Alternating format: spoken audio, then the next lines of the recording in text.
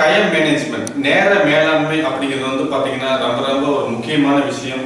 நம்ம நீங்க டயத்தை மேனேஜ் பண்ணல அப்படின்னா வேற எதையுமே நீங்க மேனேஜ் பண்ண முடியாது, வாழ்க்கையில சக்சஸ் பண்ண முடியாது.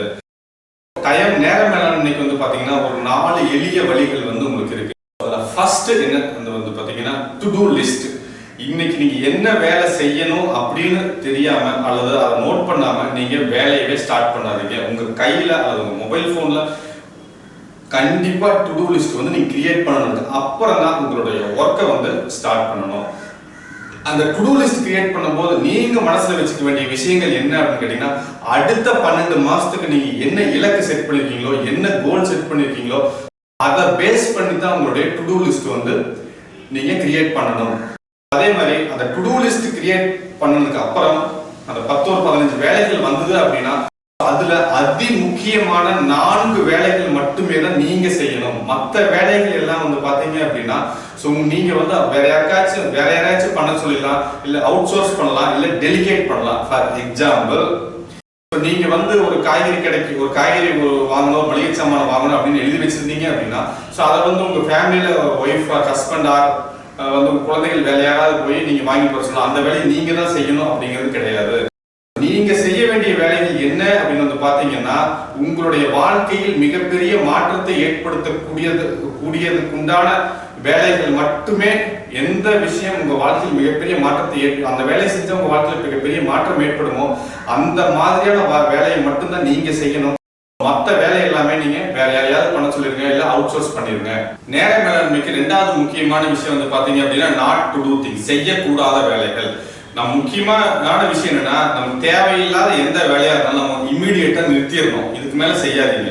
அது வந்து ரொம்ப ரொம்ப முக்கியமான விஷயம். அதே மாதிரி உங்களுக்கு குறைந்த மதிப்பை தரக்கூடிய எந்த ஒரு வேலையும் செய்யாதீங்க. இந்த மாதிரி செஞ்சுட்டு இருந்தா உங்களுக்கு மன அழுத்தம் தான் அதிகமாகும். அப்போ உங்களால டைம் வந்து சரியா மேனேஜ் பண்ண முடியாது. ஸோ லோவர் வேல்யூ, அதாவது குறைந்த மதிப்பை தரும் வேலைகளுக்கு எக்ஸாம்பிள்ஸ் வந்து பாத்தீங்க அப்படின்னா internet, Facebook, WhatsApp, mobile phone. So இதெல்லாம் எந்நேரமே பார்த்தாலும் நம்ம யூஸ் பண்ணிட்டே இருக்கக்கூடாது. அந்த எந்நேரமே யூஸ் பண்றதுனால நம்மளுக்கு வந்து எந்த ஒரு வேல்யூவும் வந்து அதனால வந்து நம்மளுக்கு கிடைக்காது.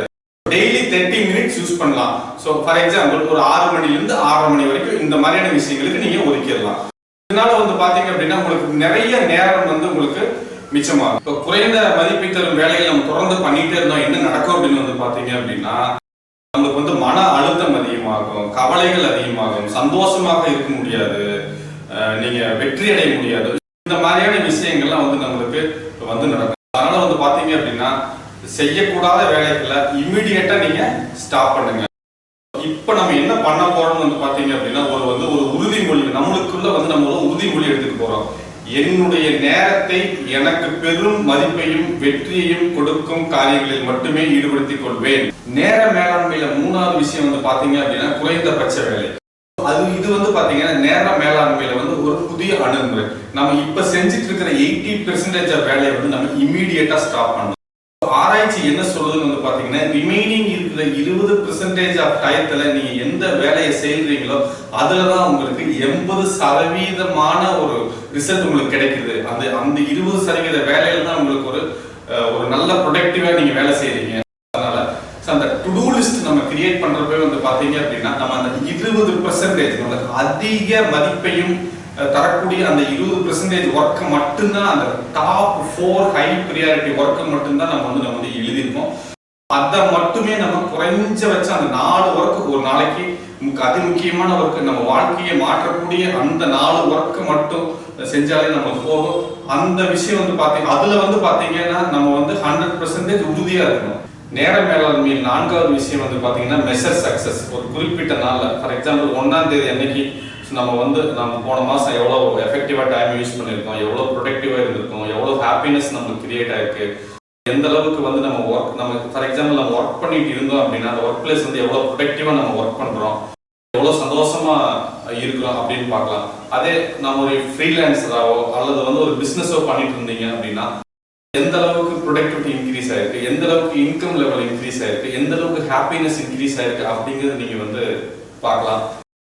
பார்த்துட்டு நெக்ஸ்ட் டைம் நீங்க டு டூ லிஸ்ட் கிரியேட் பண்றப்ப என்ன பண்ணணும் அப்படின்னா இன்னும் கொஞ்சம் பெட்டரான வேல்யூ தர மாதிரியான ஒரு ஒர்க்குக்கு வந்து நம்மளுடைய டைமை வந்து அலகேட் பண்ணணும்னா சக்சஸ் ரேட் வந்து இன்னும் கொஞ்சம் நம்மளுக்கு வந்து அதிகமாகும். சரியாக நேரத்தை யார் பயன்படுத்தினார்களோ அவர்கள் மட்டுமே வெற்றி அடைந்துள்ளார்கள் என்பதை நாம் நினைவில் வைத்துக் கொள்ள வேண்டும். நீங்கள் சரியாக நேரத்தை பயன்படுத்துங்கள், உங்களுக்கு வெற்றி நிச்சயம்.